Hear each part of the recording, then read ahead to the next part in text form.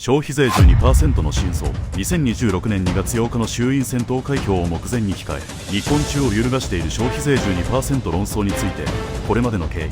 背景、各界の反応を網羅的に整理編集しました。1、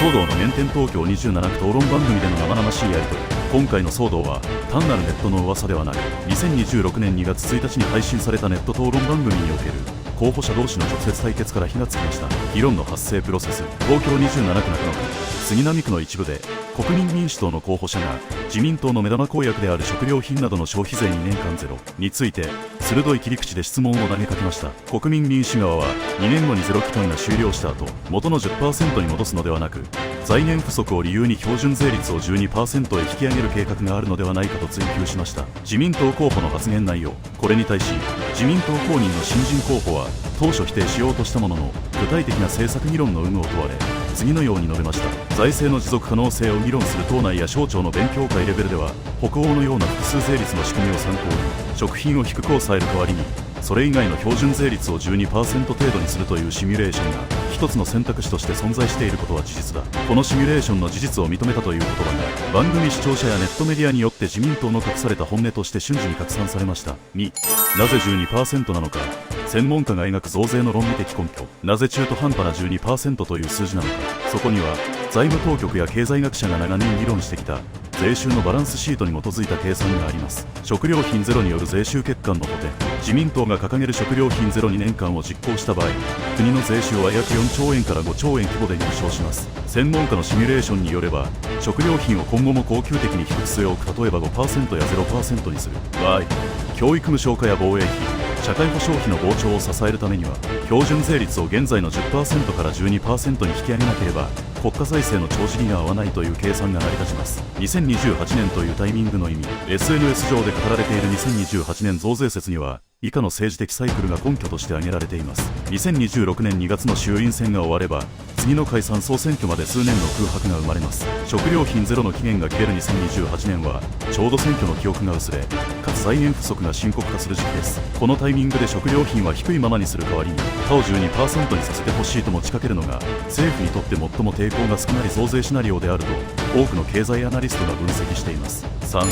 各界の反応と選挙戦への多大な影響。この 12% という数字は全国の候補者アンケートや経済団体の提言とも複雑に絡み合っています。自民党内の深刻な温度差。2026年2月4日の読売新聞による候補者アンケート回収率 97% では自民党内にも不協和音があることが判明しました。自民候補の約 74% が現在の食料品ゼロなどの限定的な減税を支持していますが、約 20% は現状維持と回答しています。この現状維持派には将来の増税を容認する党税制調査会の幹部や閣僚経験者が含まれており、野党はこれを当選後に増税派が党の実権を握る証拠だと攻撃しています。経済界経団連などのスタンス。経団連などの経済団体は法人税や社会保険料の引き上げには強く反対しており、社会保障を維持するためには消費税の 10% 超への引き上げはやむを得ないという立場を以前から示してきました。専門家の中には日本の人口動態を考えれば 15%あるいは 20% まで上げなければ現役世代の負担は軽減されないと説く者も多く、 12% はあくまでその通過点に過ぎないという見方が一般的です。4、野党による全国規模の集中攻撃。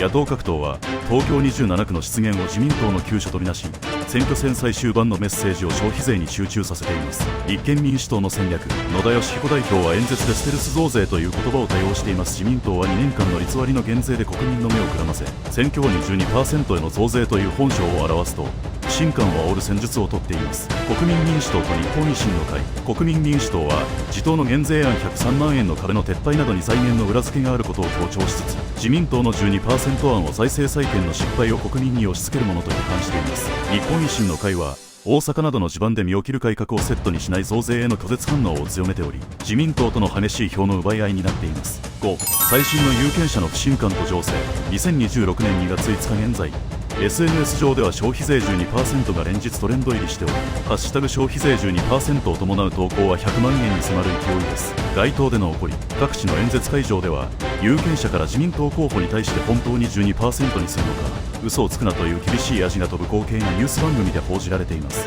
これに対し高市首相は 12% 増税は全くのデマと必死に否定していますが、一度出た具体的な数字が一人歩きしている状態を止めるには至っていません。結論、2月8日の投票が日本の税制を決める。今回の衆院選は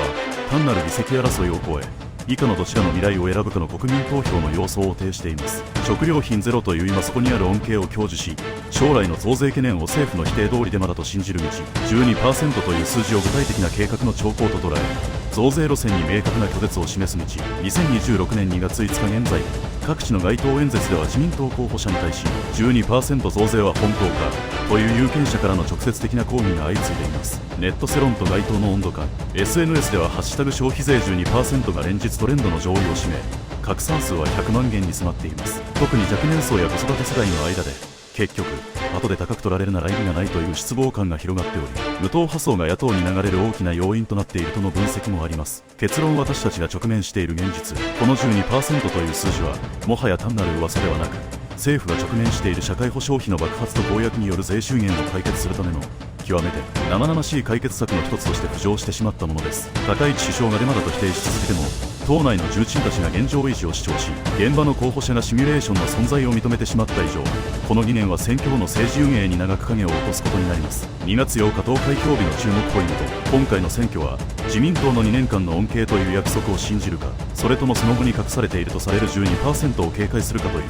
国民の信頼を問う消費税国民投票の様相を呈しています。投票当日の出口調査では、消費税 12% の報道が投票に影響したかという項目が勝敗を読み解く最大の鍵になると見られています。この情報が役に立ったらいいねとチャンネル登録をお願いします。